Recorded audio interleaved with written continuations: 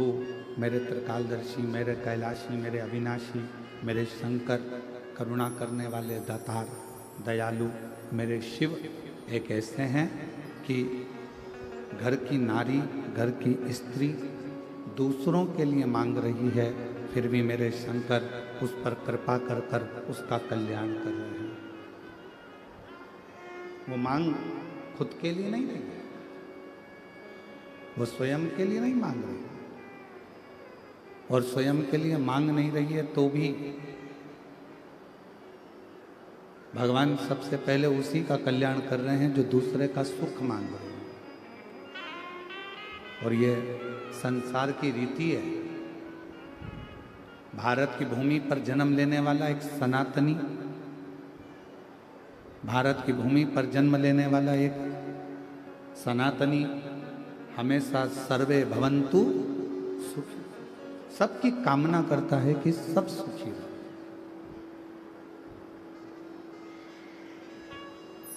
सबकी कामना करता है कि सब सुखी रहे, कोई दुखी ना रहे।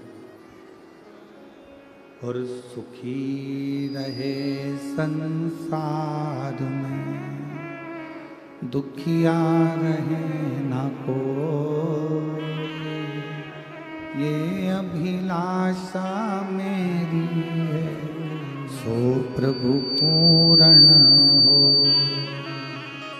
सुखी रहे संसार में, दुखिया रहे ना कोई। हे प्रभु, पूरे संसार सागर में सब सुखी हो, कोई दुखी ना हो, सबको खुशियां मिले, सबको आनंद मिले, सब सुखी रहें, यही जीवन का एक सुख हो, यही जीवन का एक आनंद हो। सबको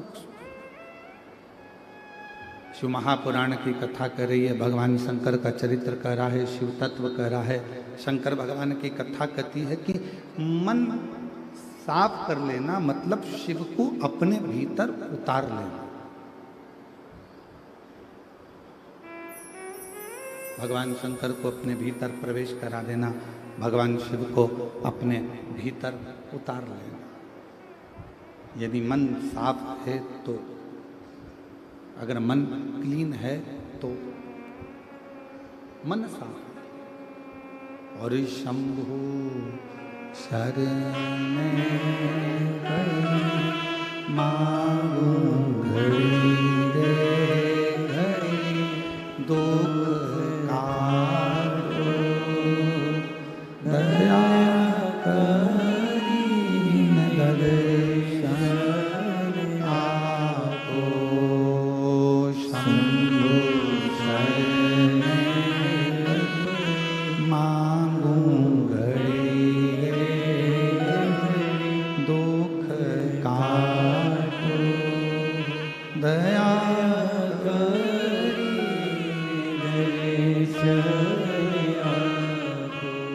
मन का साफ होना और मंदिर का साफ होना दोनों जरूरी।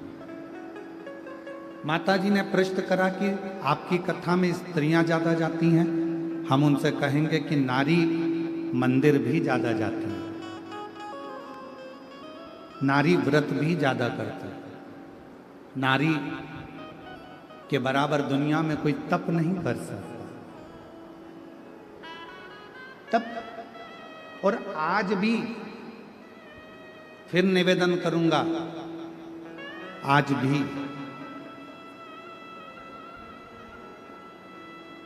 अगर ये संसार, आज भी अगर ये पूरी दुनिया, पूरा जगत अगर सही तरह से टिका हुआ है तो पूरे विश्व की जितनी भी नारियां हैं, जितनी भी भारत देश की मेरी माताएं हैं, इनके व्रत, इनकी साधना, इनका तप, इनका उपास और इनका सातित्व इतना है जिसके बल पर आज भी भारत माता की ये भूमि आनंद के साथ टिकी है। ये सातित्व है आपका।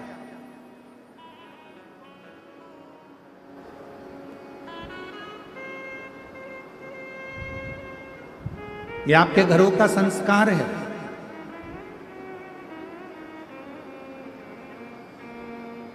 ये आपका सतीत्व है जिसके बल पर ये संपूर्ण विश्व, संपूर्ण ब्रह्मांड, संपूर्ण जगत आनंद के साथ में रह रहा है।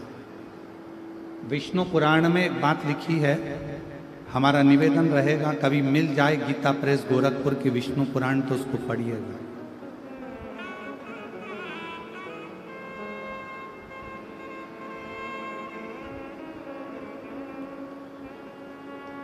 कभी गीता प्रेस गोरखपुर की विष्णु पुराण यदि आपके घर में हो, आप ज्यादा नहीं पढ़ सकते तो हिंदी की टीका पढ़िए। और गीता प्रेस गोरखपुर की विष्णु पुराण में लिखा है, गौ सती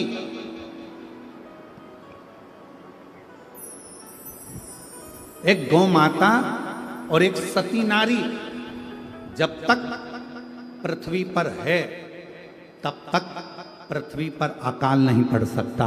यह विष्णु महापुराण के अंतर्गत एक गौ माता और दूसरी सती नारी। और ये आपका सातित्व ही तो है।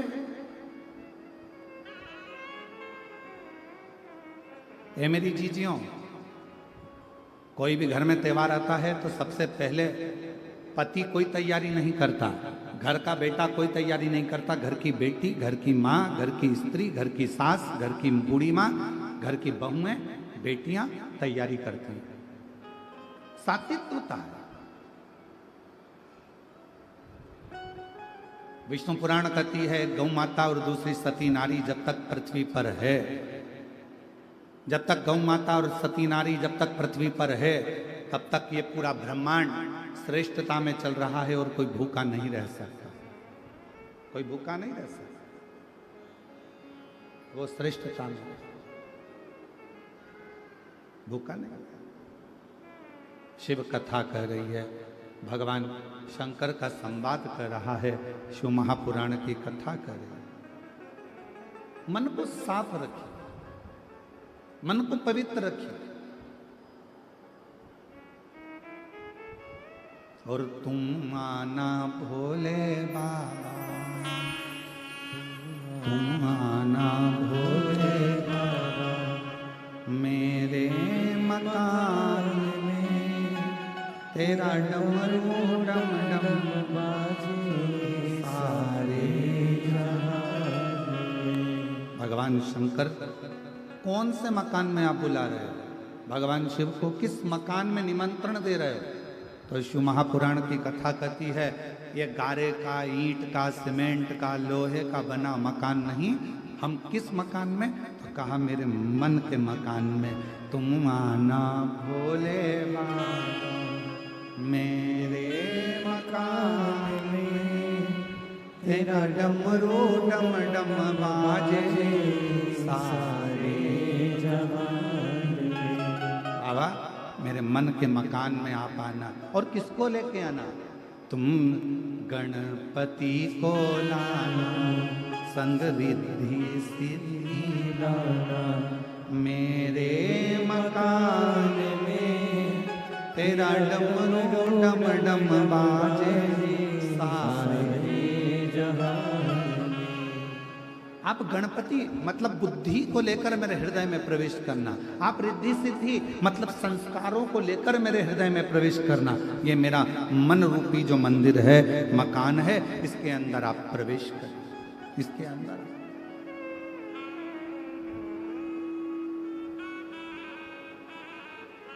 मन की पवित्रता में शिव है।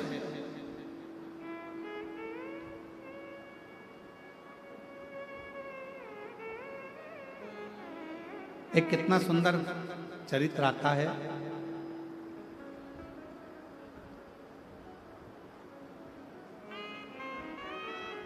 एक विमुषा नाम का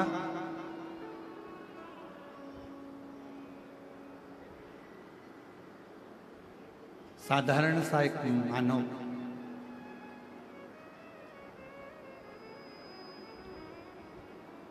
कुछ नहीं जानता था।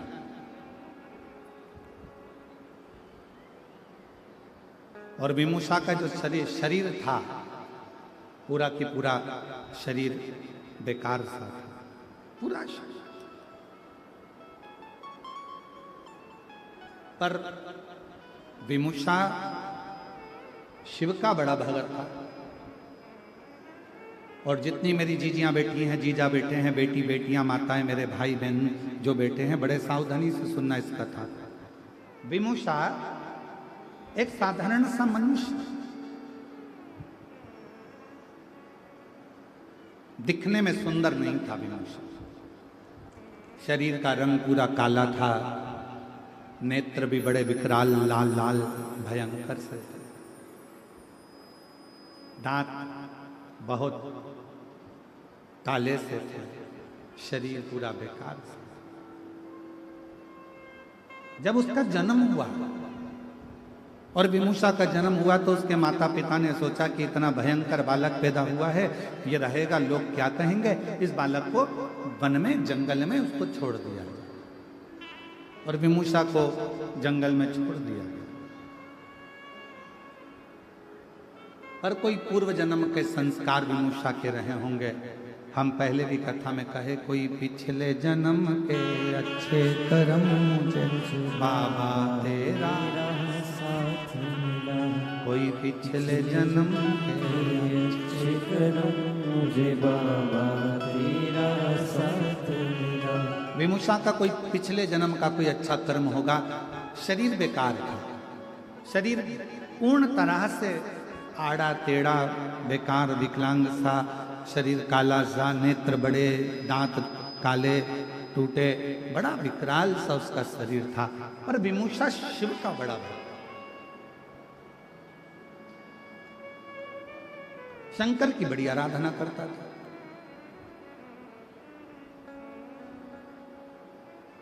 जिस मार्ग से विमुषा निकल कर जाता था, उस मार्ग से महिलाएं, पुरुष, बच्चे, बूढ़े कहीं विमुषा ना दिख जाए, उसका चेहरा देखेंगे तो हमारा दिन बेकार हो जाएगा, ये विचार करते थे गांव के लोग। और उसका मुख नहीं देखते थे, उसका मुख नहीं देखते। पर आज के जमाने के लोगों को समझाए कौन कि उस भगवान ने जिस जिसको पृथ्वी पर जन्मा है, चाहे वो बेटा हो, चाहे वो बेटी हो, चाहे वो गोरा हो, चाहे वो काला हो, चाहे वो कैसा भी हो, जिस जिसको परमात्मा ने जन्म दिया वो कभी भी बेकार नहीं हो सकता। वो मेरे परमात्मा की भूमि पर रहा है, कैलाश बाबा की, शंकर जी की इस मृत्यु लोक में निवास कर रहा है, तो वो बेकार नहीं हो सकता। ये दुनिया की सोच है कि वो बेकार है।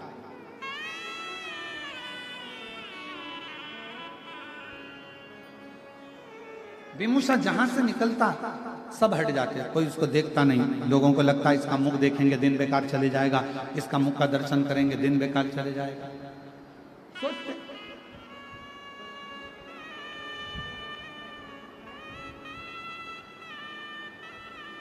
और ऐसा हुआ है। एक नगर में एक राजा रहता था, उसको मालूम पड़ा हमारे नगर में एक व्यक्ति रहता है, बड़ा खोड़ला है, जिसके मुंह का दर्शन कर लो तो सुबह से भोजन नहीं मिलता। राजा ने कहा ऐसा हो ही नहीं सकता। राजा ने उस व्यक्ति को बुलाया, सभा में सवेरे उसका मुंह का दर्शन करा। दिन भर राजा व्यस्त रहा, भोजन नहीं कर पाया, शाम हो गई। राजा से रानी ने कहा कि आज तो तुमने सुबह से खाना तक नहीं खाया, भोजन तक नहीं करा। राजा बोला उस खोड़ले का दर्शन किया था ना, इसलिए मेरे को खाना नहीं मिला, लोग सही कहते हैं। राजा ने उस व्यक्ति को बुलाया और फांसी की सजा दे दी। जैसे ही फांसी की सजा दी वैसे वो हंसने लगा। राजा ने पूछा तुम्हें फांसी की सजा मिली है और तुम हंस रहे हो?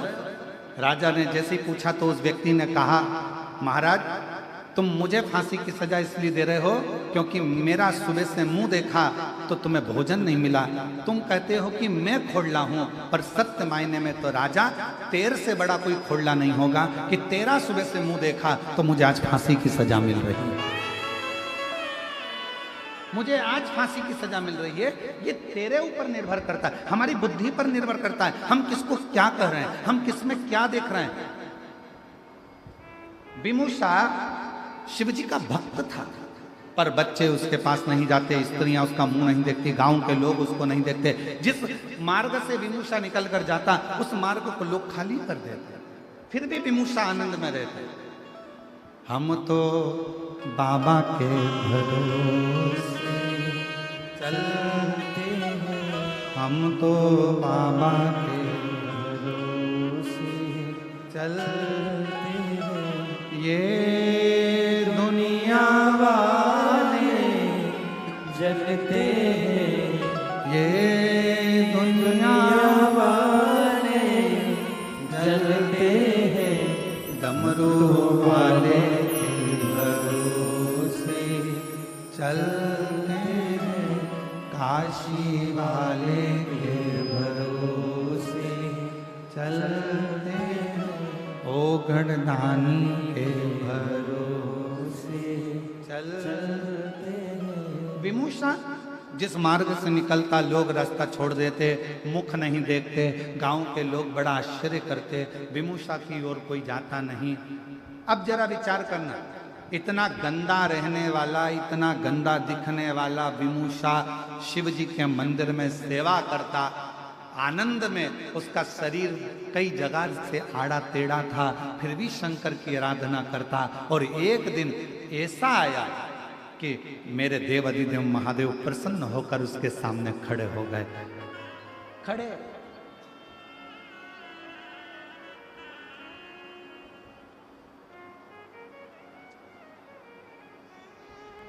क्या चढ़ाया था विमूषा ने जो भगवान शिव प्रसन्न हो?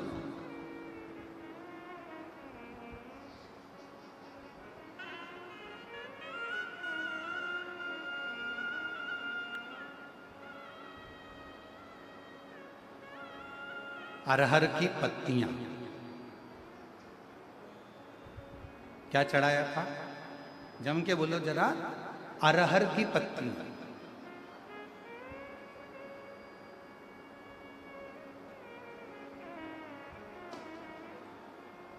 कई लोग उसको तुअर कहते हैं, कोई अरहर कहते हैं, कोई कुछ कहते हैं, उसकी पत्तियां।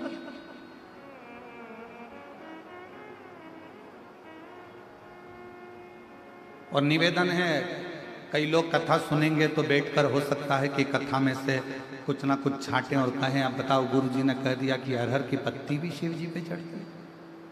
तो हमारा निवेदन है, पहले एक बार शिव महापुराण को जरूर पढ़ना। पृष्ठ संख्या गीता प्रेस गोरखपुर की शिव पुराण का 123वें नंबर का प्रश्न निकालना और उसमें पढ़ना। विदुषा की कथा कि अरहर की पत्ती का कितना महत्व है। कुछ नहीं मिला उसको, विदुषा को कुछ भी प्राप्त नहीं हुआ। अरहर की पत्तियों को तोड़कर भगवान शंकर का श्रृंगार कर रहा है, शिव का श्रृंगार।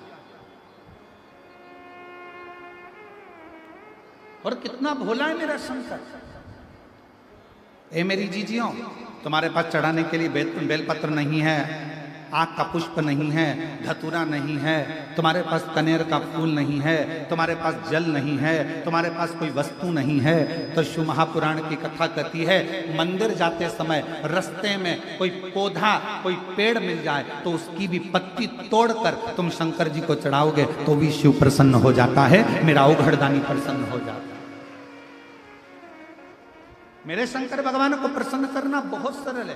भगवान शंकर को प्रसन्न करने के लिए कोई कह रहा है धतूरा जरूर होना चाहिए, ये फूल जरूर होना चाहिए, बेलपत्र जरूर होना चाहिए। और कई लोग सुबह सुबह प्रदोष के आप गूगल सर्च करोगे तो ऊपर लिखा हुआ जाता है, ये मत चढ़ा देना शंकर जी रुष्ट हो जाएंगे। शिव महापुराण की कथा तो यह कहती है कि चोर चोरी करने गया, चढ़ाने को तो जान दो वो खुद ही चढ़ गया। शंकर जी रुष्ट हुए क्या? जम के बोलो जरा। चोर खुद चोरी करने गया, शिव जी के ऊपर चढ़ गया, शंकर भगवान प्रसन्न होकर उसको वर प्रदान कर दिए और उस चोर को कुबेर बना दिया। जरा विचार करिए, लोग कहते हैं ये मत चढ़ा देना, शिव जी नाराज हो जाएंगे, ये मत चढ़ा, शंकर जी की पूजन में ये भूल मत कर देना। सवेरे से गूगल आकर मोबाइल खोलते से ऊपर ही लाइन लिखी हो जाती है, ये मत करना, आज प्रदोष का दिन है, शिवरात्रि का दिन है, सोमवार का दिन है, सावन का महीना है, ये करोगे तो भगवान रुष्ट हो जाएंगे। मेरा शंकर भगवान कभी रुष्ट नहीं होता। अपनी औलाद से माँ बाप कभी बहुत देर तक रूठे नहीं रहते, वो तो गले लगा लेते हैं, स्नेह करते हैं। आनंद करते हैं।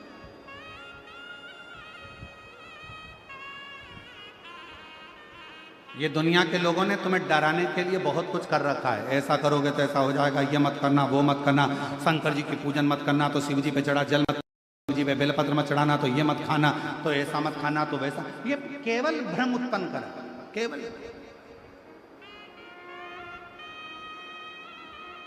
विदुषा क्या चढ़ा रहा है? अरहर की पत्ती, केवल अरहर की पत्ती से श्रृंगार।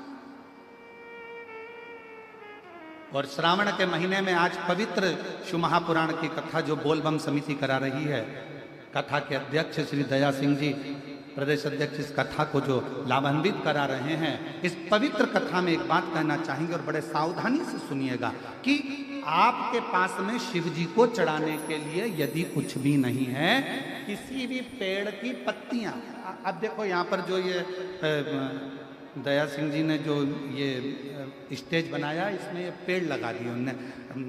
दया सिंह जी आपको साधुवाद है जो आपने प्रकृति की सौंदर्यता को जनमानस को प्रसिद्ध किया। ये जनमानस को प्रेरणा है, जब स्टेज पे पेड़ लग सकता है तो आप भी अपने अपने नगर में पेड़ जरूर लगा, वृक्षारोपण जरूर करिए, ये प्रेरणा दी जा रही है। साधु था आपको बहुत बहुत धन्यवाद। किसी वृक्ष की पत्ती को तोड़ा, शिव जी को समर्पित। अब मंदिर में आपने पत्ती को चढ़ाया, लोग आपसे कहेंगे क्यों, हर कैसे वृक्ष की पत्ती चढ़ा दी, तुमने बेलपत्र नहीं चढ़ाया, तुमने ये नहीं चढ़ाया, तो उसको कह देना मेरा पिता है शिव, वो काल अधिपति महाकाल मेरा जगत का पिता है, मेरा पिता है मेरा शंकर, और मेरे शंकर को रिझाने के लिए बहुत दिखावे की नहीं, मेरे काल अधिपति महाकाल को रिझाने के लिए किसी दिखावे की नहीं, मेरे काल अधिपति महाकाल को रिझाने के लिए तो केवल मीठी वाणी से पुकार लो, मेरा महाकाल राजा प्रसन्न होकर वर दे जाता, वर प्रदान। विदुषा के पास में क्या था? केवल अरहर की पत्ती।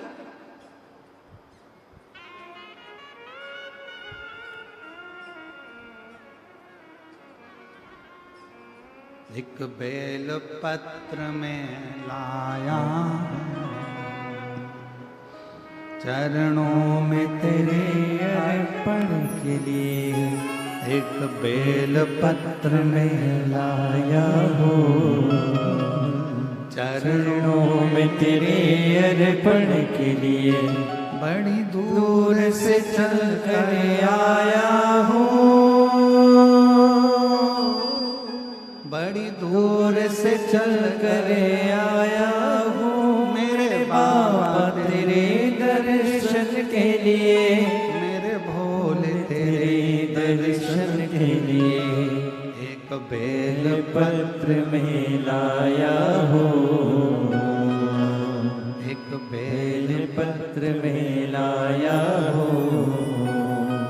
चरणों में तेरे अर्पण के लिए, एक बेल पत्र में लाया हो, चरणों में तेरे अर्पण के लिए। एक बेलपत्र से मेरा शिव प्रसन्न हो जाता है, एक साधारण सी दुर्वा से मेरा शिव प्रसन्न हो जाता है, मेरा शंकर प्रसन्न हो जाता है।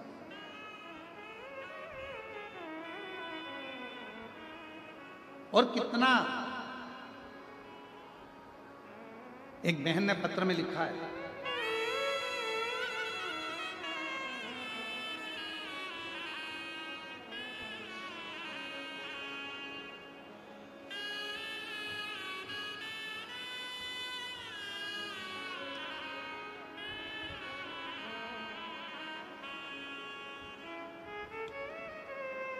मैं नंदनी मेश्राम, पति देव कुमार मेश्राम, ग्राम रानी तराई, तहसील पाटन, जिला दुर्ग, छत्तीसगढ़ की निवासी। कहीं बैठी हो तो हाथ हिला सकते हैं, आप ही हैं। बच्चे आए हों तो उनको ला सकते हैं। ले आए। मेरी शादी को 12 वर्ष हो गए थे, संतान का सुख नहीं था। डॉक्टरों को दिखाया तो डॉक्टरों के हिसाब से इलाज तो बहुत चला पर औलाद की प्राप्ति नहीं। तब आपकी कथा के माध्यम से टीवी पर सुना था, सावन के महीने में जब कावड़ यात्रा आए, सीहोर की अगर कावड़ भरने के लिए आओ और तुम्हारे यहाँ यदि औलाद ना हो और प्रदोष के दिन की कावड़ अगर सीहोर की तुम भरने के लिए आओ तो अपनी गोदी में थोड़ा सा धान चावल गोदी में बांध लाना और उस गोदी में बंधे हुए चावल को जब प्रदोष के दिन, और वो कावड़ फिर भरा रही है 6 अगस्त को, प्रदोष के दिन जब आप कावड़ भरने सीहोर आओ, सीवन माँ का जल भरो तो अपनी झोली में गोदी में चावल डाल लाना और वो चावल गोदी में रहने देना। कावड़ लेकर कुंवर भंडारी के यहाँ जाके चढ़ाना, बाद में हाथ में चावल लेकर अपने मन की कामना कर कर कुंवरेश्वर बाबा को वो 2 दाने 4 दाने धान के दे देना और वंश की वृद्धि उससे होती है। हम फिर कहेंगे, फिर मौका मिल रहा है 6 अगस्त को कावड़ के दिन, प्रदोष के दिन की कावड़ सुबह 9 बजे फिर भराएगी सीवन नदी से, सीहोर से।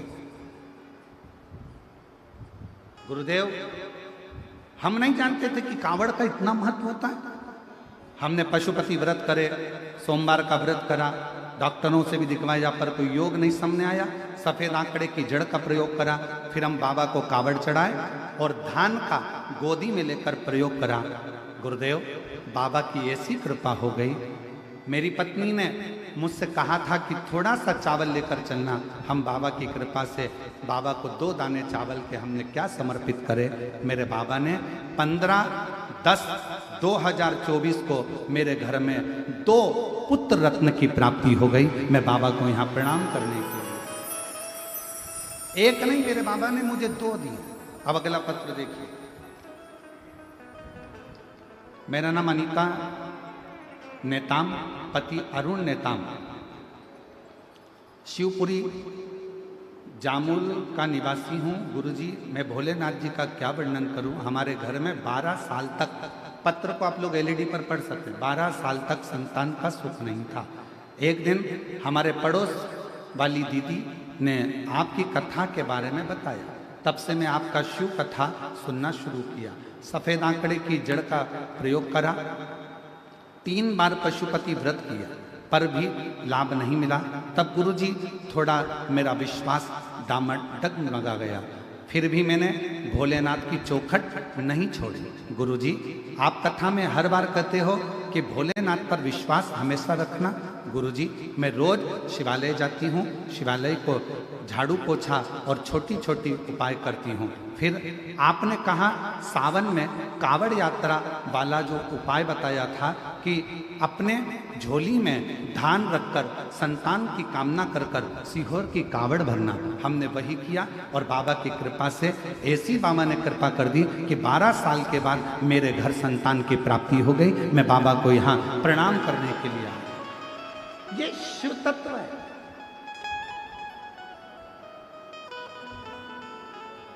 और लुटा दिया भंडार काशी वाले ने, कर दिया माला मान काशी वाले।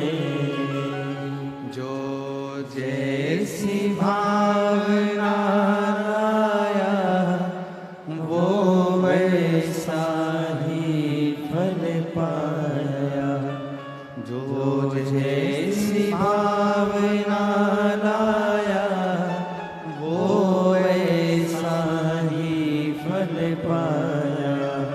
नहीं खाली उसे लौटाया वो मन ही मन हर्षाया। और कर दिया माला माल काशी वाले ने, लुटा दिया भंडार काशी वाले ने। लुटा दिया भंडार काशी वाले ने, कर दिया माला माल काशी वाले ने। जो जिस कामना से आया झोली पसार कर जिसने उसको नमन कर कर प्रणाम कर कर अपने दिल की बात उस देव अधिदेव महादेव से कह दी, उसने झोली